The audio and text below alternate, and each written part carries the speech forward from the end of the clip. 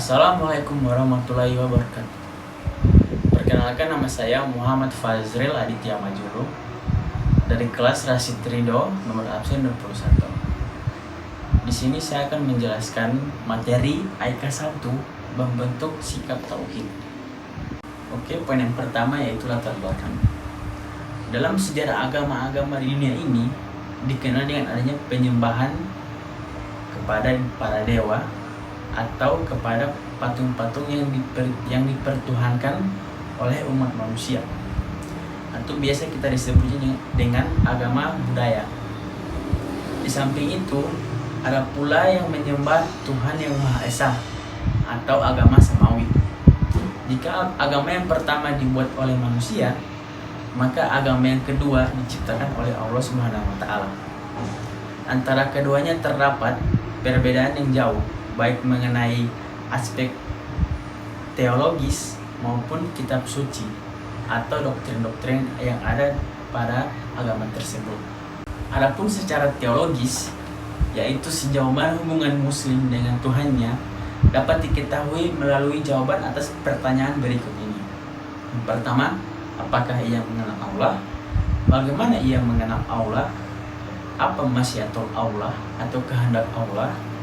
Apa mayatul Allah atau bersama Allah, Habibullah, dan seterusnya. Fitrah bertuhan tersebut seringkali muncul ke permukaan apabila beberapa peristiwa yang kita ketahui itu adalah peristiwa yang ditakutkan. Poin selanjutnya ialah bagaimana kita mengenal eksistensi Allah Subhanahu wa Ta'ala. Untuk mengetahui keberadaan Allah Subhanahu wa Ta'ala dapat digunakan dengan pendekatan dalil berupa dalil fitrah, dalil akli, dan dalil nakli. Yang pertama, dalil fitrah. Di sini setiap manusia dilahirkan dengan fitrah bertuhan atau sebagai seorang muslim. Hal itu sebagaimana dijelaskan dalam Al-Quran dan hadis. Dalam Al-Quran dijelaskan pada surat Al-A'raf ayat 172. Yang kandungannya, fitrah dari hadis tersebut dapat dipahami sebagai fitrah Islam, karena Rasulullah SAW hanya menyebutkan kemungkinan perubahan fitrah menjadi Yahudi, Nasrani, atau Majusi. Dengan demikian, tanpa menyebutkan Islam, berarti Tuhan tersebut bermakna Islam. Yang kedua yaitu dalil akli atau dalil pikiran. Untuk membuktikan keberadaan Allah Subhanahu wa Ta'ala dapat dibuktikan dengan menggunakan akal pikiran untuk merenungkan dan memikirkan tentang fakta penciptaan alam dan penciptaan alam semesta dan segala isinya. Yang ketiga ialah dalil nakli. Meskipun pendekatan dalil fitrah dan dalil akli dapat menghantarkan manusia mencapai pemahaman tentang eksistensi Allah Subhanahu wa Ta'ala, namun dalil nakli ini juga sangat diperlukan. Pendekatan ketiga yaitu dalil nakli, agar kita itu umat Islam dapat memahami hakikat Allah Subhanahu wa Ta'ala yang sebenarnya. Sebab di dalam dalil fitrah dan dalil akli tidak bisa menjelaskan siapa Allah itu sebenarnya. Poin selanjutnya ialah mengenal keesahan Allah Subhanahu wa Ta'ala atau biasa kita sebut dengan tauhidul. Tauhidul itu terbagi dari 4. Yang pertama, tauhid rububiyah, tauhid mulkiyah, tauhid uluhiyah, dan tauhid asma wa sifat. Oke, yang pertama, tauhid rububiyah. Secara terminologi, Allah ialah Tuhan yang Maha Esa dalam menciptanya, memelihara, dan memberi rezeki kepada umat manusia. Tauhid ini berasal dari salah satu kata nama asma Allah, yaitu Ar-Rabb, yang memiliki arti pemeliharaan, pengasuh, penolong, dan penguasa. Secara istilah, tauhid ini berarti iman kepada Allah Subhanahu wa Ta'ala sebagai pencipta, penguasa, serta pengatur segala urusan yang ada di muka bumi ini atau yang ada di dalam semesta ini. ialah zat yang menghidupkan, mematikan, serta ialah zat yang menetapkan hukum alam atau sunatullah. Yang kedua, tauhid mulkiyah. Secara terminologi, Allah adalah Maha Esa dalam hal kepemilikan dan penguasaannya terhadap fakta penciptaan dari dunia ini. Secara kata mulkiyah ini berasal dari kata malik atau mulk yang artinya pencipta. Nah, tauhid mulkiyah adalah meyakini bahwa Allah adalah satu-satunya zat yang menguasai alam semesta ini dengan penuh penetapan peraturan atas kehidupan ini. Tidak ada sekutu atas kekuasaan Allah Subhanahu wa taala.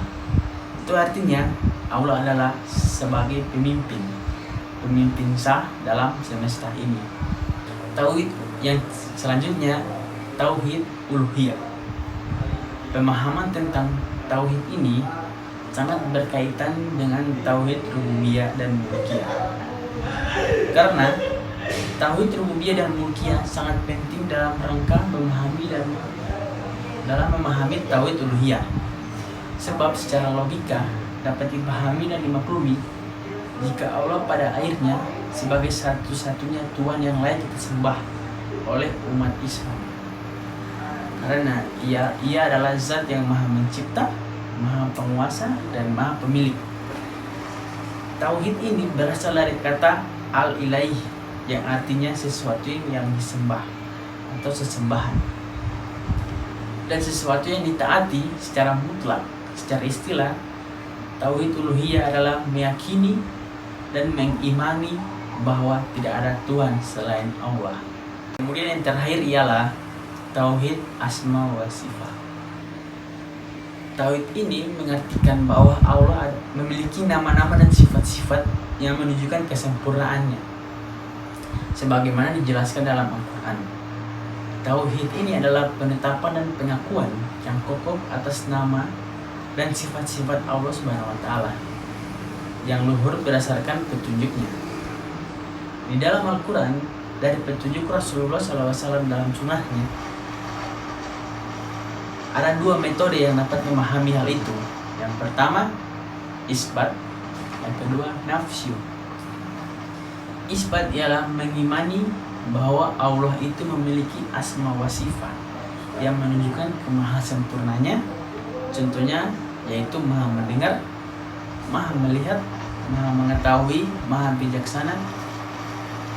Dan yang kedua yaitu nafsyu, adalah menafikan atau menolak segala asma wa sifat yang tidak menunjukkan kesempurnaan Allah, seperti Allah diberanakan, Allah mempunyai anak, ataupun Allah menyerupai makhluk dan lain sebagainya.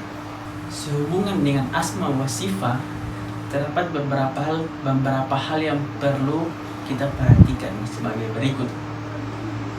Yang pertama, larangan memberi nama Allah Subhanahu wa taala yang telah ditentukan sebagaimana dijelaskan pada surat Al-A'raf ayat 180, yang artinya hanya milik Allah Asmaul Husna, maka bermohonlah kepadanya dengan menyebut Asmaul Husna itu, dan tinggalkanlah orang-orang yang menyimpang dari kebenaran dalam menyebutkan namanya. Nanti mereka akan mendapatkan balasan terhadap apa yang telah mereka kerjakan. Arti Quran surat Al-A'raf ayat 180. Terus yang kedua, larangan menyamakan Allah dengan makhluknya. Sebagaimana kita ketahui dijelaskan dalam Al-Quran surat Al-Ikhlas ayat 1 sampai 4 yang bunyinya Qul huwallahu ahad Allahu samad lam yalid wa lam yulad wa lam yakul lahu kufuwan ahad. Yang artinya, katakanlah dialah Allah yang Maha Esa. Yang kedua, Allah adalah Tuhan yang bergantung kepadanya segala sesuatu. Yang ketiga, dia tidak beranak dan tidak pula diperanakan. Yang keempat, dia tidak ada seorang pun yang setara dengan dia. Dengan demikian, Jika ada keyakinan yang menyimpang, maka itu bukanlah sesuatu yang bersifat asma wa sifatnya Allah. Jika ada keyakinan yang terhenti hanya sampai di tauhid rububiyah dan mulkiyah, bahkan hanya sampai di asma wa sifat, maka hal itu menunjukkan ada yang tidak logis. Oleh sebab itu, kepada orang-orang yang durhaka, ingkar, kufur, dan lain sebagainya. Demikianlah materi yang saya bisa sampaikan. Baik, lebih dan kurangnya saya mohon maaf. Wassalamualaikum warahmatullahi wabarakatuh.